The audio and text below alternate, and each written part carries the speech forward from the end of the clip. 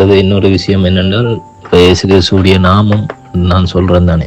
அப்போ நீங்கள் அந்த நாமத்தில் நம்பிக்கை வச்சு உங்களுடைய தேவையில கேளுங்கன்னு சொல்கிறேன். அப்போ உங்களுக்குள்ளே ஒரு கேள்வி வரும், இயேசு கிறிஸ்து யாருண்டு. அப்போ அந்த இயேசு கிறிஸ்து யாருண்டு அந்த கேள்வி வரும்போது அதுக்குரிய விட என்ன வந்தால், இப்போ நீங்கள் இயேசு கிறிஸ்து சாதாரண மனிதன் என்று நீங்கள் நினைச்சா அது தவறு. ஏனென்றால் நாங்கள் பாரம்பரியத்துக்குள்ள இருக்கிறோம். இப்போ அம்மா அப்பா மூதாரிகள் இருக்கிறாங்க தானே, அவங்க கடவுளை கண்ணால் பார்க்கல. அப்போ என்ன செஞ்சாங்கன்னா தங்களுக்குள்ளே ஒரு கடவுளை உருவாக்கினாங்க. மரத்தில் இருந்து கல்லில் இருந்து கோயில்களை கட்டி ஆலயங்களை கட்டி தங்களுக்கு ஒரு தெய்வத்தை உண்டு பண்ணி அது தெய்வமாக வணங்கினாங்க. அது அவங்களோட பிழை இல்லை, அவங்கள அறியாமை அது. சரியா? அப்போ சிலாக்கள் ஆதியில் இருந்த மன்னர்கள் இருக்காங்க தானே, ஆட்சி செஞ்ச மன்னர்கள். அவங்க நல்ல ஆட்சி செய்யும் போது மனசில் மக்களுக்கு நல்ல ஒரு மனசில் ஒரு இடம் வந்தோன்னா அவங்க கனகாலம் ஆண்ட பிறகு இறந்த பிறகு அவங்களுடைய உருவத்தை சிலையாக வச்சு கும்பிட்டு வழிபட்டு அப்படியே பாரம்பரியமாக அது அப்படியே கடவுளாக நிற்கிது. அப்போ அதெல்லாம் அறியாமையாக செய்கிற தவறுகள். அப்போ இதை நீங்கள் விளங்கி கொள்ளணும். என்னென்றால் உலகத்தில் நிறைய விஷயங்கள் இருக்குது, பாரம்பரியம் மதங்கள் அது இப்படி இருக்குது. அது மனுஷன் உண்டாக்கினது. ஆனால் மனுஷன் உண்டாக்கினது அப்பாற்பட்டது ஒன்று இருக்குது. என்னென்னா சத்தியம். சத்தியம் என்ன? உண்மை. அந்த உண்மை உலகத்தில் அநேக டூப்ளிகேட் இருக்குது. அதில் ஏதாவது ஒன்று சத்தியம் ஒன்று இருக்கும். அதை நாங்கள் தானே ஆராய்ஞ்சு அறியணும். அது எப்படி என்ன, ஆண்டவர் எங்களுக்கு நல்ல ஞானத்தையும் அறிவையும் தந்திருக்காரு எல்லா மனுஷனுக்கும். அப்போ நாங்கள் அதை என்ன செய்யணும் என்றால் ஆராய்ந்து அறியணும். எது நல்லது, எது கெட்டது, எது உண்மை, எது பொய் என்று ஒவ்வொரு மனுஷனும் தன்னுடைய அறிவினால, சொந்த அறிவினால அறிஞ்சு பார்த்து எது நல்லதாப்படுது என்று மனசில் உறுதிப்படுதோ அதை நாங்கள் ஏற்றுக்கொள்ளணும். அதே மாதிரி தான் இந்த சத்தியம் உண்மையான சத்தியம். ஆண்டவருடைய வார்த்தை ஜீவனுள்ள வார்த்தை. மனுஷன் எப்படி வாழணும், எப்படி வாழக்கூடாது, எப்படி ஆண்டவருக்கு கீழ்ப்படிஞ்சு வாழ்ந்த மனுஷர்கள் எப்படி இருந்தார்கள், ஆண்டவருக்கு கீழ்ப்படியாம வாழ்ந்த மனுஷர்கள் எப்படி அழிஞ்சு போனார்கள் என்ற விஷயம் எல்லாமே ஒரே ஒரு புத்தகத்தில் மட்டும்தான் எழுதியிருக்கு. அது பைபிள். சரியா? நடந்தது, நடந்து கொண்டிருக்கிறது, நடக்க போறது எல்லாமே இந்த பைபிளில் இருக்குது. அது நல்ல ஆண்டவருடைய ரகசியம் இதில் இருக்குது. அதை வாசிக்கும் போது, அதை கேட்கும் போது நாங்கள் ஒவ்வொன்றையும் கற்றுக்கொள்ளக்கூடியமாக இருக்கும். சரியா? நீங்கள் அது அடுத்த கட்டத்துக்கு நீங்கள் அதில் நீங்கள் ஆராய்ஞ்சு பார்க்கலாம். நான் என்ன சொல்ல வரேன்னா, இயேசு கிறிஸ்து யார் என்று நீங்கள் யோசிச்சு பாருங்க முதலாவது. சரியா? இயேசு கிறிஸ்து யார் என்ற யோசனைகள் என்ன மாதிரி நீங்கள் யோசிக்கணும்னா, இப்போ நீங்கள் ஒரு கதைக்கு ஒரு சுருவத்தில் போய் கும்பிட்றீங்க, ஏதோ ஒரு கடவுளை நினைச்சு அந்த சுருவத்தில் போய் கும்பிட்றீங்க. அதுக்கு காது இருக்கும் சுருவமாக.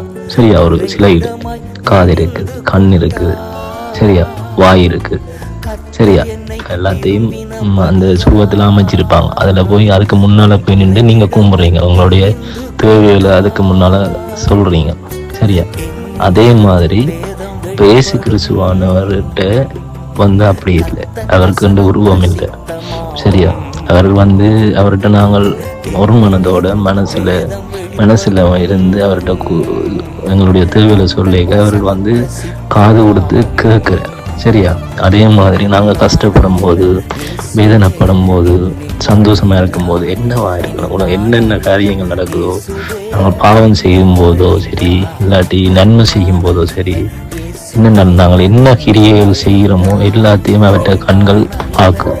அவருக்கு முன்பாக மறைவு ஒன்றுமே இல்லை. சரியா? அப்போ நாங்கள் அதொன்று வடிவா நாங்கள் கதை கேட்கிறத காது கொடுத்து கேட்கிறேன். அடுத்த எங்களுடைய கிரியைகள், எங்களுடைய செயற்பாடுகளை அவர் கண்காணித்து கொண்டிருக்கிறார். சரியா? அப்படி அவர் ஜீவன் உள்ள தேவன். இயேசு கிறிஸ்து ஜீவன் உள்ள தேவன்.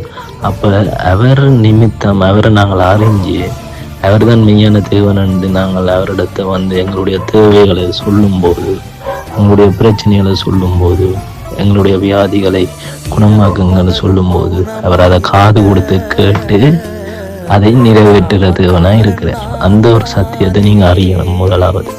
அது உண்மை. சரியா? அடுத்தது வேறு என்ன சொல்ல வந்தேன்னால், அவர் ஏன் மனுஷனா வந்தாருன்னு உங்களுக்கு ஒரு கேள்வி ஒன்று வரும். சரியா? அது என்னன்னா, அவர் ஆதியில மனுஷனை ஆண்டவர் படைச்சார், ஆதாமை மேவாளை.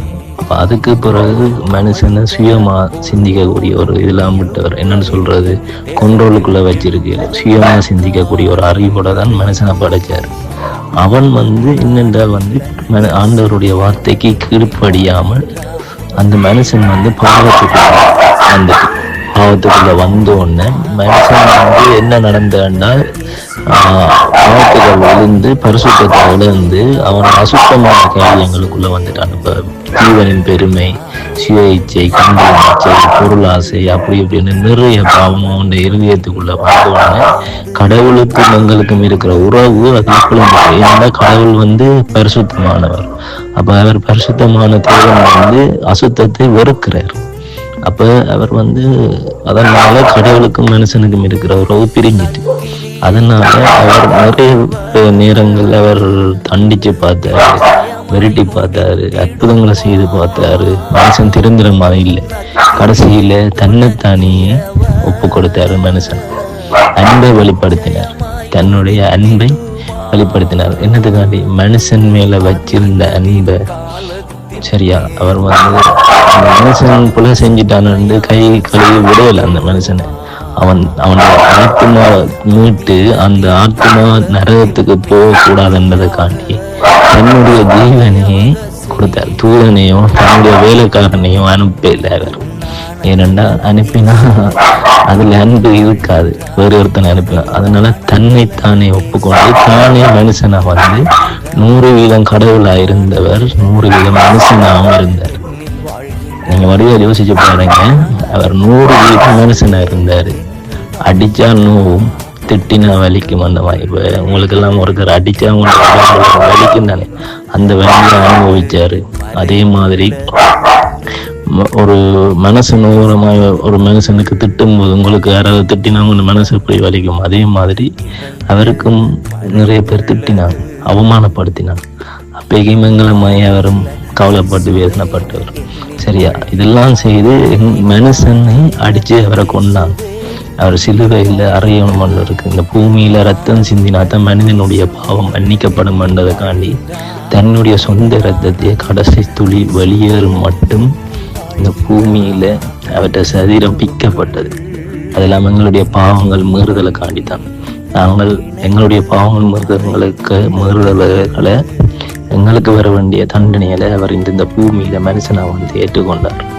இந்த சத்தியம் என்னன்னு சொல்றால் அவருடைய அன்பை வெளிப்படுது. இப்போ என்னன்னு சொல்றால் அவரை காரி துப்பினாங்க, முள்முடியான தலையில கிரீடத்தை வச்சாங்க. அதை விட அவரை நிர்மாணமா கட்டி அடிச்சு இழுத்து கொண்டு போனாங்க சிலுவையில. எல்லாத்தையும் தாங்கினார்.